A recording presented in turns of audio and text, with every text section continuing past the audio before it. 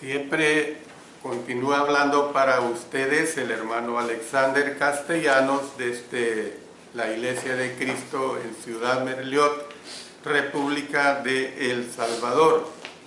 Como les anuncié, estamos hablando sobre el tema lavados con sangre y ahora vamos a ver la segunda parte correspondiente a este interesante estudio de la viva y permanente palabra de nuestro Dios. Hemos visto la parte que corresponde cómo es que el Israel fue limpiado con sangre, el pueblo de Israel. Y yo les he dicho cómo es que esta primera parte tiene una aplicación a lo que ahorita vamos a entrar a analizar. Y vamos a ver pues lo que corresponde a los cristianos que también son limpiados con sangre. Cualquiera que tenga un conocimiento básico de lo que nos enseña el Nuevo Testamento, ya ha reconocido que estos hechos sobre la purificación de Israel eran realmente estrictos en gran manera. Eran estrictos, hermanos. Dios fue estricto y lo sigue siendo estricto. Y esto nos lleva a analizar cómo es que numerosos textos del Nuevo Testamento afirman que las personas se salvan hoy por el derramamiento de la sangre de nuestro Señor Jesucristo. Voy a leer algunas de estas citas. Vamos a leer, si ustedes me quieren acompañar, voy a leer nada más 3 de ellas, pero hay muchas más en relación a la sangre de nuestro Señor. Vamos a Mateo capítulo 26, el versículo 28. Porque esto es mi sangre del nuevo pacto, que por muchos es derramada para remisión de los pecados. Pasemos a Romanos capítulo 3, versos 24 y 25.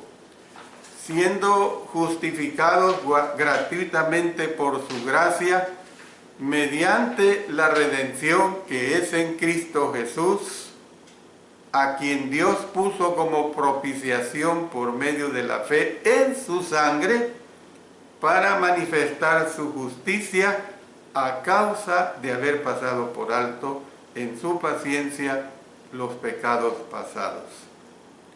Romanos capítulo 5, versos 8 y 9. Mas Dios muestra su amor para con nosotros, en que siendo aún pecadores, Cristo murió por nosotros, pues mucho más, estando ya justificados en su sangre, por él seremos salvos de la ira. Y veamos Apocalipsis capítulo 7, versículo 14. Yo le dije, Señor, tú lo sabes. Y él me dijo, estos son los que han salido de la gran tribulación y han lavado sus ropas y las han emblanquecido en la sangre del Cordero. La frase sangre de Cristo quiere decir la muerte de Cristo. Dado que la sangre de Jesús derramada en su muerte, es decir, que somos salvos por su muerte. El Nuevo Testamento nos enseña que nuestra salvación, es decir, nuestra purificación, viene por medio de la muerte de Cristo o mediante el derramamiento de su sangre en la cruz. Obviamente, la ofrenda de nuestro Señor Jesucristo en la cruz fue un sacrificio mejor que la ofrenda de becerros y de machos cabríos bajo la ley mosaica. el sacrificio de Cristo fue superior de varias maneras. Y entonces analicemos al menos 5 de estas situaciones que a la luz de la palabra de Dios son completamente muy claras. En primer lugar, número 1, fue la ofrenda de aquel que fue a la vez humano y divino, o sea, Jesucristo, el Hijo de Dios. Tal ofrenda es obviamente mayor que la ofrenda de animales. Note lo que nos dice el libro de Hebreos en el capítulo 9, leamos los versos 13 y 14. Porque si la sangre de los toros y de los machos cabríos y las cenizas de la becerra rociadas a los inmundos santifican para la purificación de la carne, cuanto más la sangre de Cristo, el cual mediante el Espíritu eterno se ofreció a sí mismo sin mancha a Dios. Limpiará pues vuestras conciencias de obras muertas para que sirváis al Dios vivo. Noten que el escritor aquí lo hace en una forma de pregunta, pero muchas veces las interrogantes ellas mismas llevan implícita la respuesta. Número 2. El sacrificio de Cristo fue un sacrificio voluntario. Los animales no se entregaban conscientemente ni deliberadamente para ser sacrificados por los pecados de los demás. Si así hubiera sido, estos animales hubieran podido escapar de los cuchillos que acababan con sus vidas. Lo habrían hecho.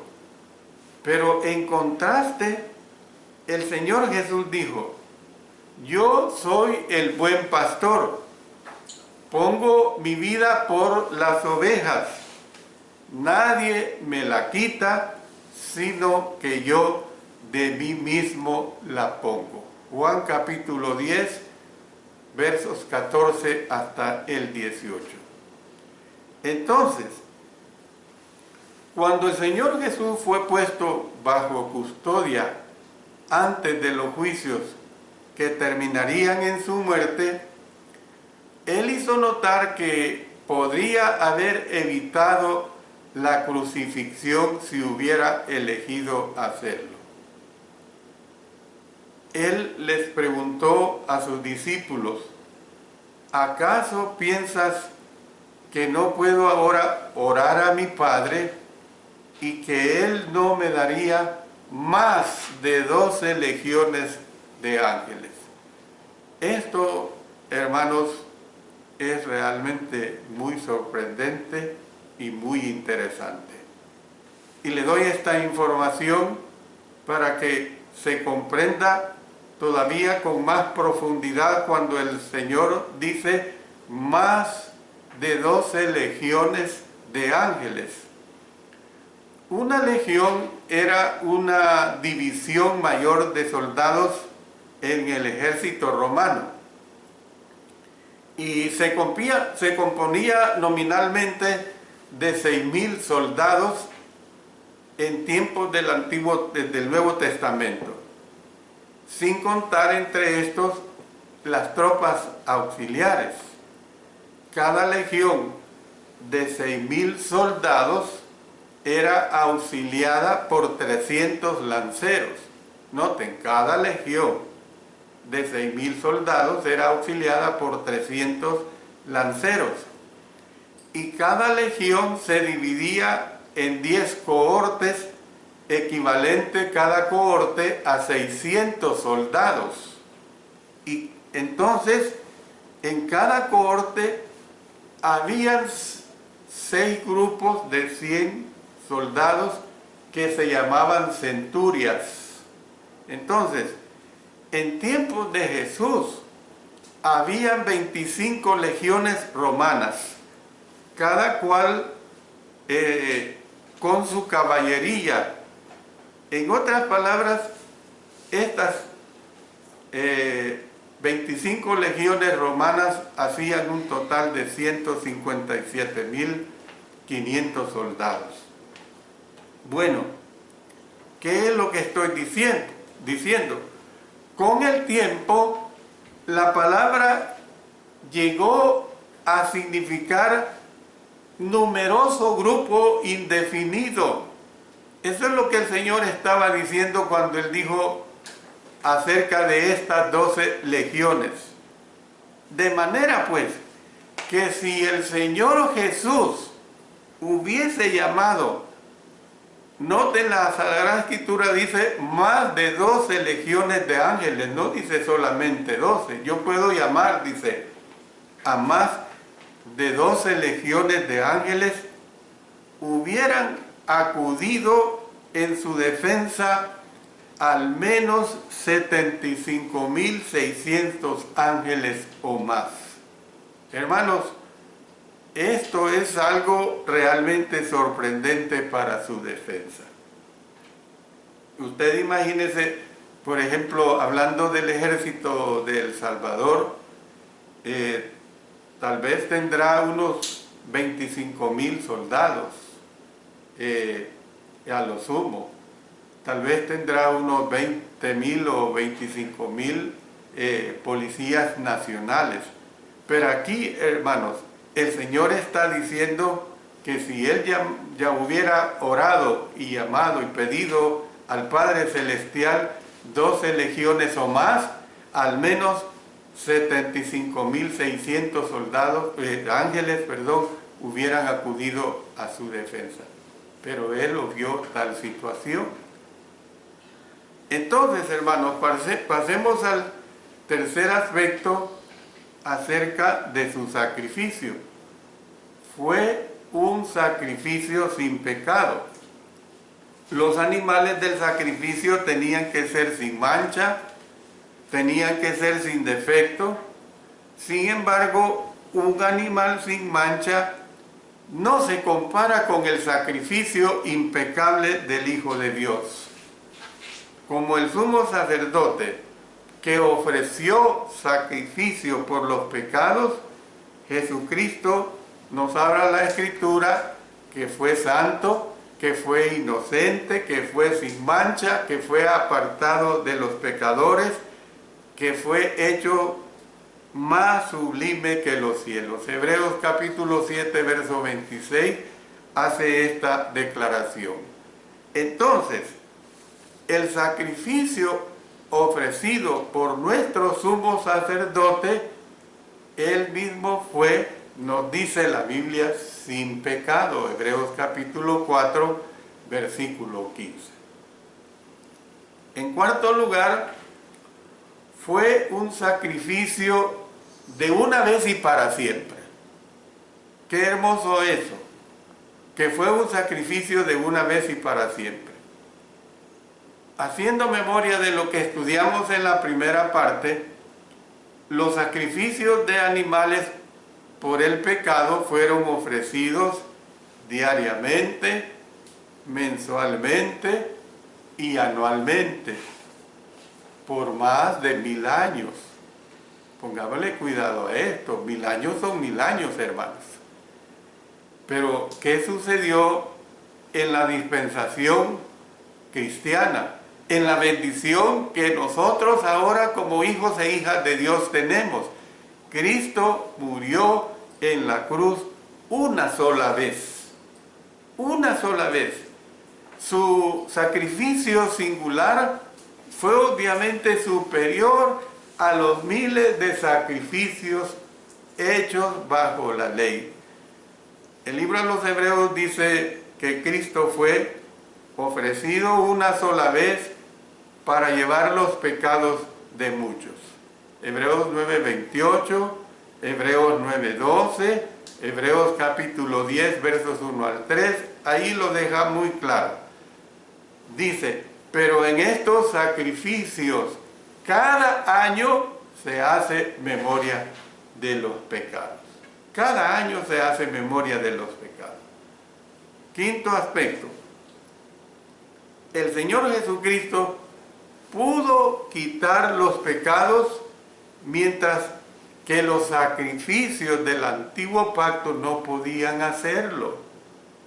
Según el Nuevo Testamento, esos sacrificios de animales nunca podían quitar los pecados, no podían perfeccionar a quienes los ofrecían.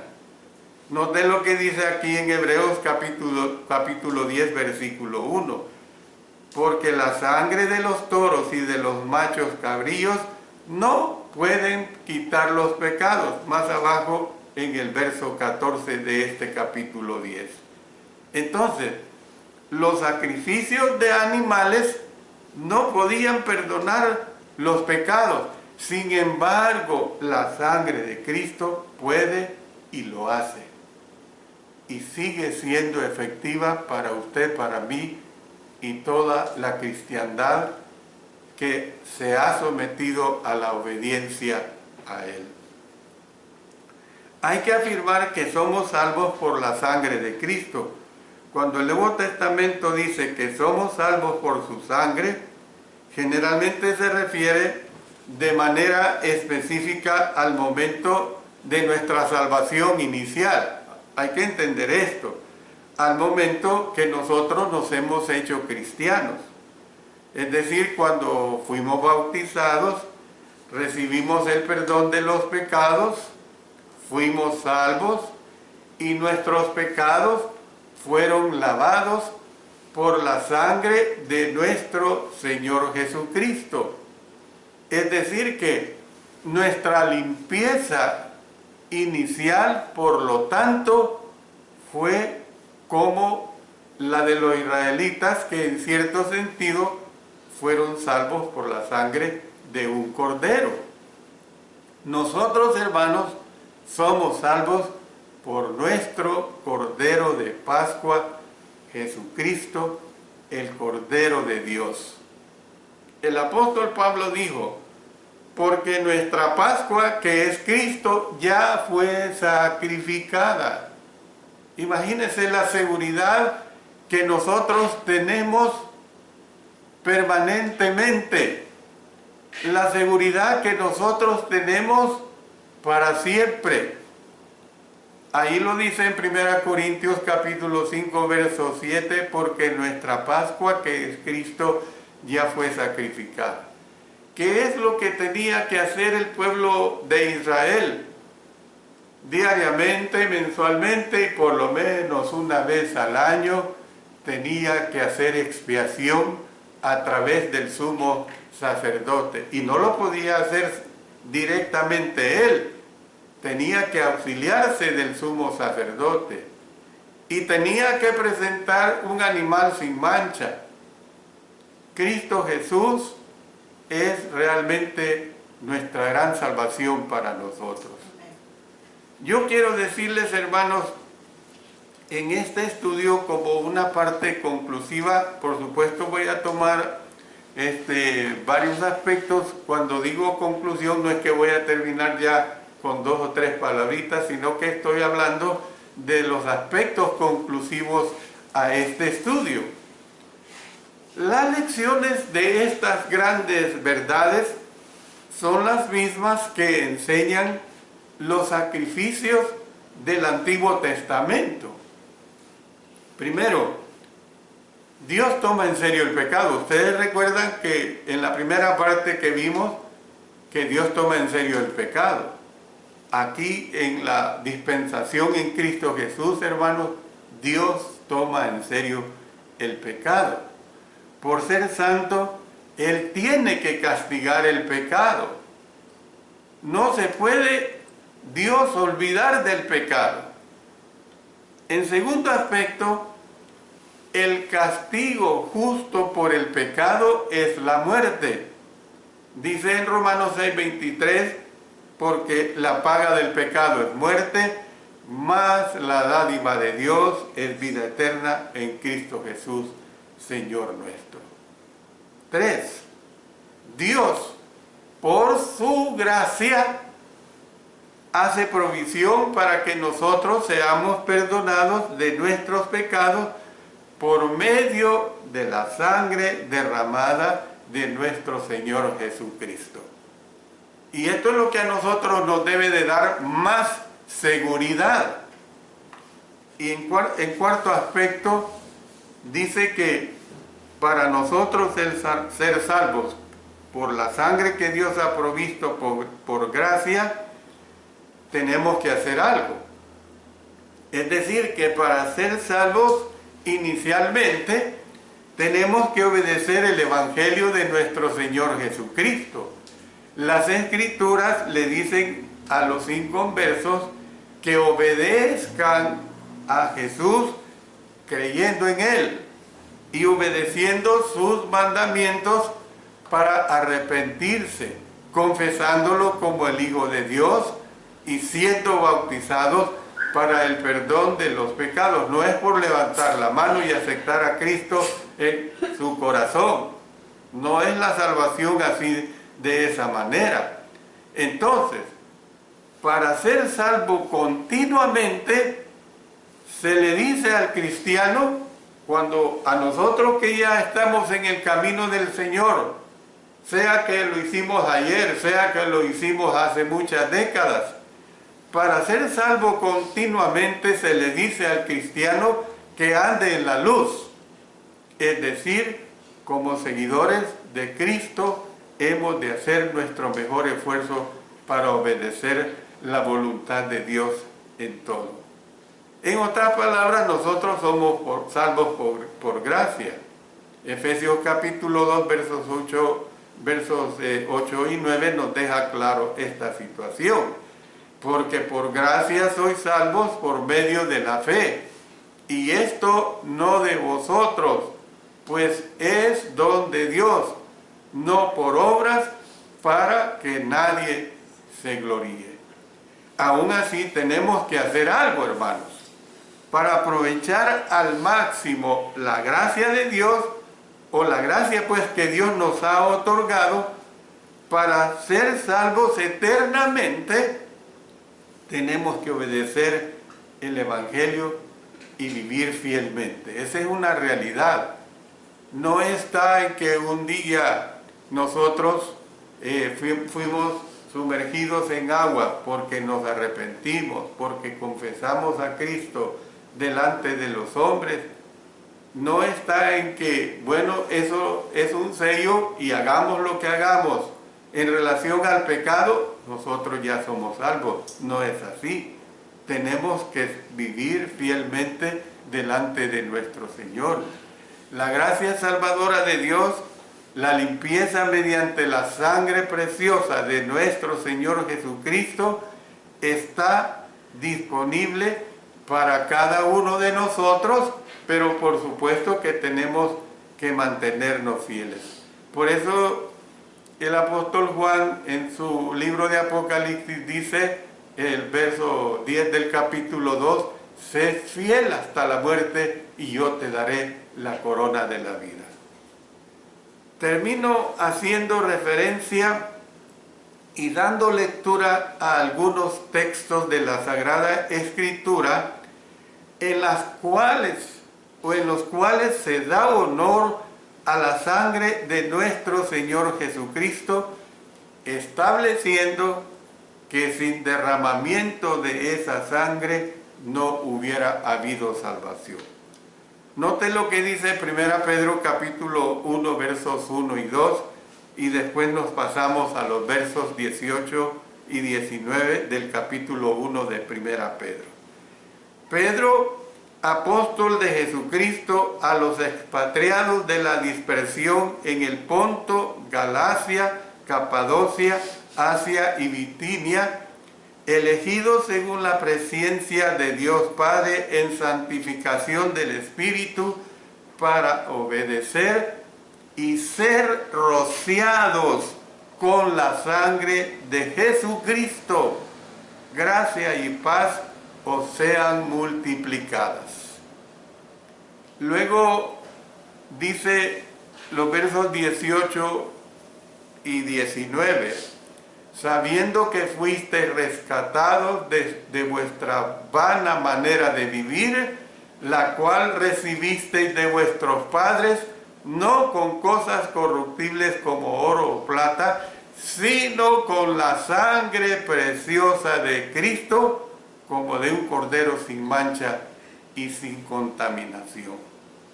Apocalipsis capítulo 7, verso 14, yo le dije, Señor, tú lo sabes.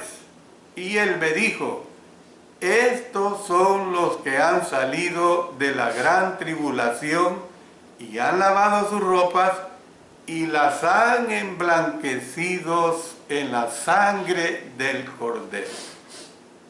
Hermano o hermana, yo le digo a usted, Dios bendiga mucho a cada uno de ustedes. Yo no puedo pasar por alto la situación que estamos viviendo. Estamos bajo una pandemia. Estamos bajo ese virus mortal. Yo le pido a usted que se mantenga fiel a nuestro Dios. Muchos hermanos, hermanas, en nuestra nación, como alrededor del mundo, han muerto a causa de este virus. Lo que deseamos es que hayan muerto en la paz del Señor. Amén. Eso es lo que realmente queremos. Dios le puede sacar este virus de este planeta. Oremos por ello, hermanos. Dios tiene el poder, pero ante cualquier circunstancia de la vida, porque de una u otra manera moriremos, hermanos. Unos estamos más cerca, otros quizás más lejos. Durante esta semana yo he estado triste por el fallecimiento del hermano Arturo Parra. Ayer el hermano Fernando Rosas me confirmó que sí murió por el COVID-19. Yo sé que el hermano Arturo Parra era un cristiano fiel y está en el mejor descanso. Ese es un mejor aliento, pero uno no quisiera que los hermanos partan víctimas de tales circunstancias. Pero sea cuando sea, hermanos, nosotros tenemos que estar muy fieles delante de nuestro Padre Celestial, delante de nuestro Señor Jesucristo, delante del Espíritu Santo. Dios nos ayude a que seamos cristianos de ferviente oración. Dios nos ayude a que seamos cristianos muy fieles. Y cualquiera que sea nuestra circunstancia, vayamos a la presencia de nuestro Señor. Oremos. Padre Celestial, gracias por la plena convicción y esperanza total que tenemos en la sangre de nuestro Señor Jesucristo. Él ya la derramó por nosotros, aún sin haber cometido pecado. Nosotros estamos asegurados eternamente, si realmente hacemos honor a esa eternidad, a través de nuestra fidelidad a ti, Señor, de nuestra convicción plena de que tenemos que ser obedientes a nuestro Padre Celestial y Señor Jesucristo.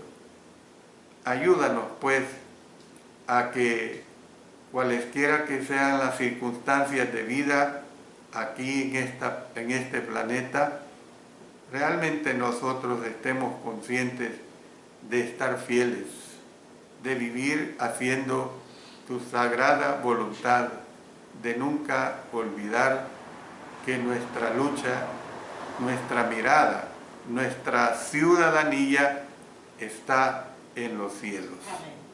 Oramos en el nombre de nuestro Señor Jesucristo. Amén. Amén.